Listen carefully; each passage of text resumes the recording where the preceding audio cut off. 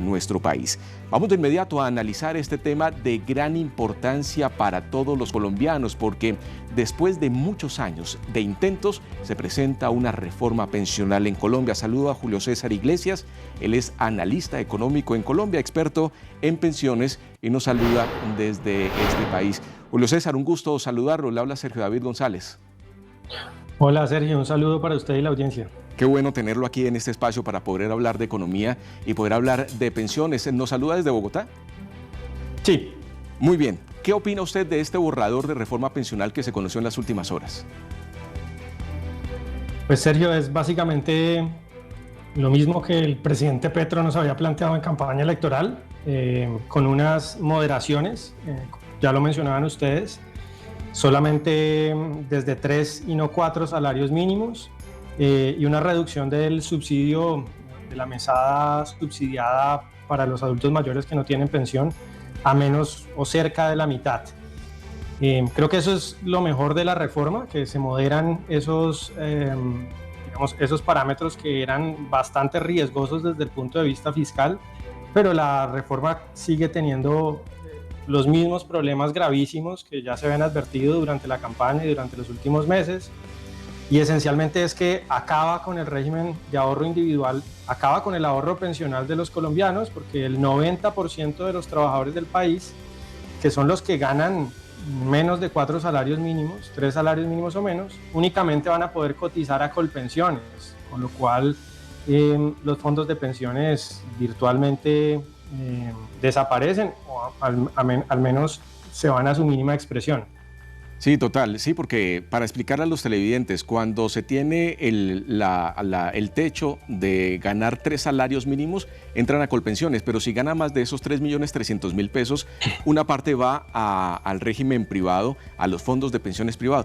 ¿Esto no considera que puede ser algo como tedioso para los empleadores y también para los independientes a la hora de aportar a la pensión? No debería ser un aporte integrado, y el sistema, distribuirá en estos supuestos pilares la contribución. Digo supuestos porque en realidad pilares solamente existiría para los colombianos que ganan más de 3 salarios mínimos, que son una minoría, por desgracia, de los trabajadores del país. Para el 90% de los trabajadores, contrario a lo que nos dice el gobierno, pues no habría ningunos pilares. Claro. Básicamente todos los aportes irían a Colpensiones. Claro. Sobre los adultos mayores y lo que estaba diciendo la propuesta del pilar solidario para todos los mayores de 65 años. Ya no son 500.000 pesos como se propuso en campaña, sino baja a 223.000 pesos. Aquí viene una pregunta muy fuerte, Julio César, y es ¿de dónde va a salir la plata? Porque si bajan el monto es porque hay algunos inconvenientes fiscales. ¿De dónde considera usted que va a salir la plata para poder soportar todos esos cambios que está proponiendo desde el gobierno?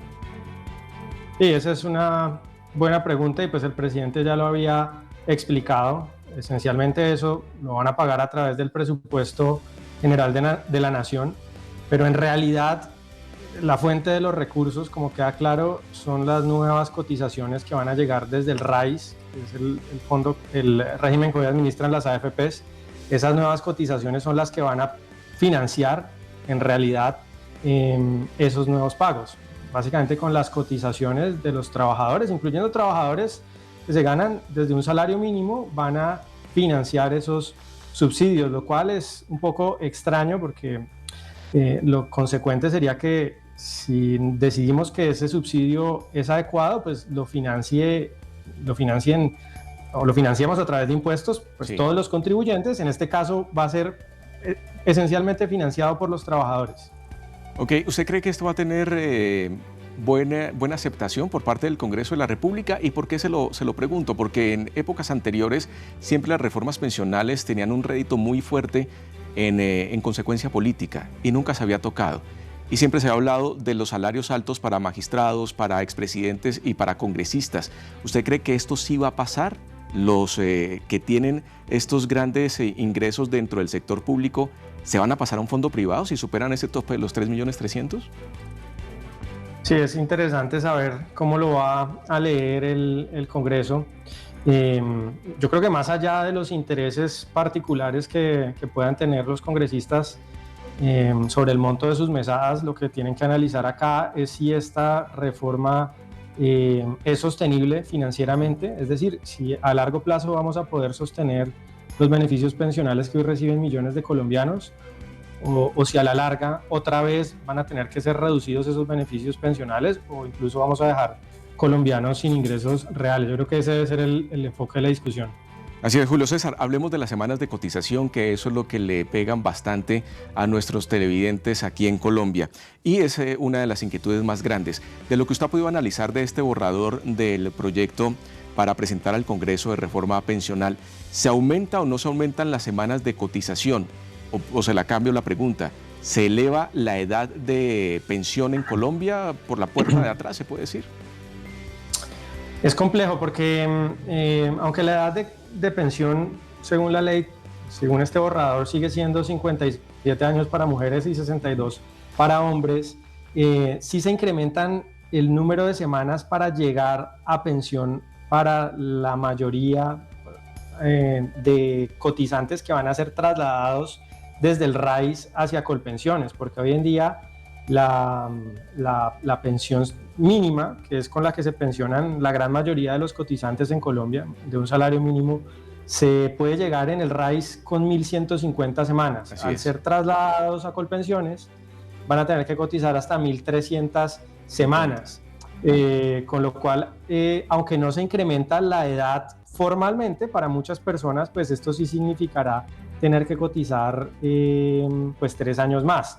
Pero digamos, la ley tiene unas complejidades adicionales, que es una pensión anticipada, y por otro lado están los subsidios que otorga el gobierno y el pilar semicontributivo, que a eso se puede acceder a partir de los 65 años, lo cual es compleja la discusión y habría que ver el texto que se presente ante el Congreso finalmente cómo queda cuadrado en ese aspecto. Sí, porque definitivamente sí es una forma de subir la edad de pensión, pero diciéndole si quiere mejorar su mesada pensional debe estar por este punto.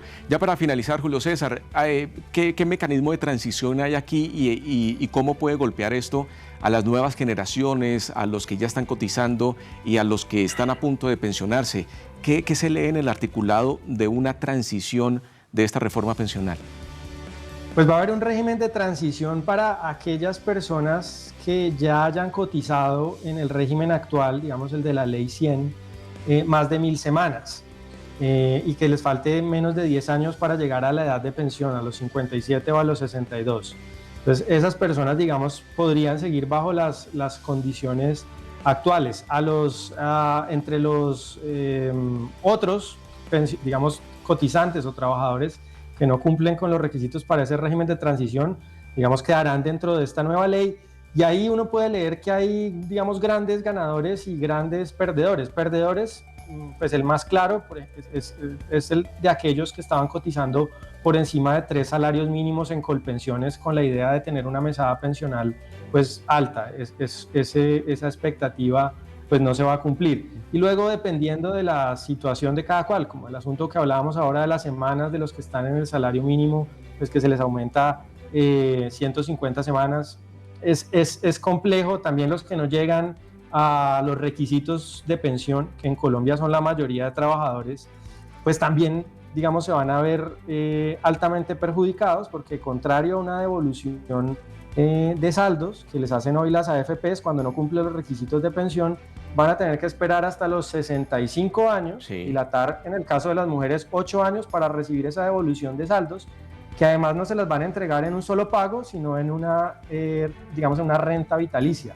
Con lo cual, ese grupo poblacional, que es muy amplio, de hecho la gran mayoría de los cotizantes, se vería en la práctica perjudicada por esta versión de la reforma. Así es, Julio César. Julio César, gracias por estar con nosotros, dándonos a conocer su punto de vista sobre este proyecto, sobre este borrador de la reforma pensional que se va a presentar mañana en el Congreso de la República, y esperar, ¿no? Una cosa es cómo se radica y otra cosa es cómo termina después de las discusiones en el Congreso. Julio César, gracias por estar con nosotros. Feliz tarde. Gracias, Sergio. Un saludo. Muy bien, de seguro esta va a ser una noticia muy importante en Colombia, el proyecto de reforma pensional que se presenta en el Congreso de la República.